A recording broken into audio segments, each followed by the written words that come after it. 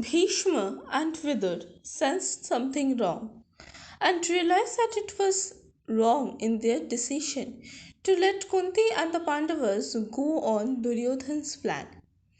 Bhishma left for Varnavat. Reaching there, he found the burnt ashes and he discovered the weapons of the Pandavas. He understood that the Pandavas and Kunti had died. He brought the weapons back to Hastinapur and everyone believed that Pandavas were dead.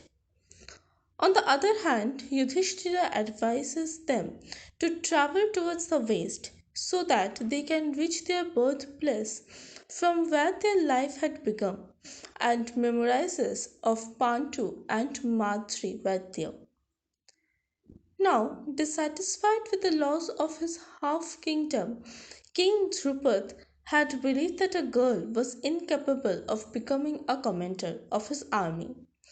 So he had started the yajna for getting a son from the god. It had been many years. One day, when Shikhandini was giving water to a sage who had been trying to give Drupad a son from the god, King Drupad stopped her and tried to kill him. When sage Yaj and Upayaj stopped him and said that his daughter would change the history, Drupad said that he no longer wanted a daughter from God and his only desire is to get a son. Rukmini questions Lord Krishna about the Pandavas. When he gives her an indirect answer that gold, precious stones, and minerals are taken out of the mines by the workers. They break rocks to make buildings, but they get poverty and hunger in return. And the kings are never concerned with the happiness or welfare of their subjects. And then God gives birth to people with the right heart to save the world, and they can never leave the world without completing their job. The Pandavas and Kunti started spending their life in the forest.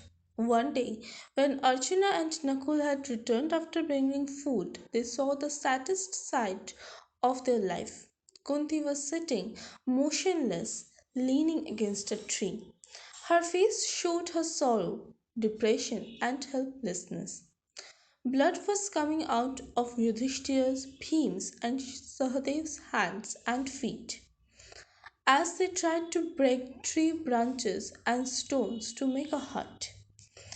They paused at the sight of Arjun and Nakul's sad faces. They had brought vegetables, fruits, and roots of plants. Kunti divided the food. She gave half to Bhima, and rest she gave to the rest of the Pandavas. The Pandavas one by one fed Kunti.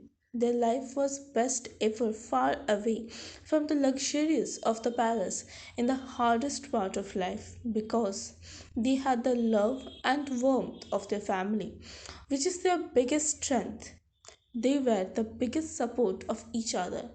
Kunti was also satisfied at the sight of her sons. She knew they were the real jewels of the world, both by heart and by luck.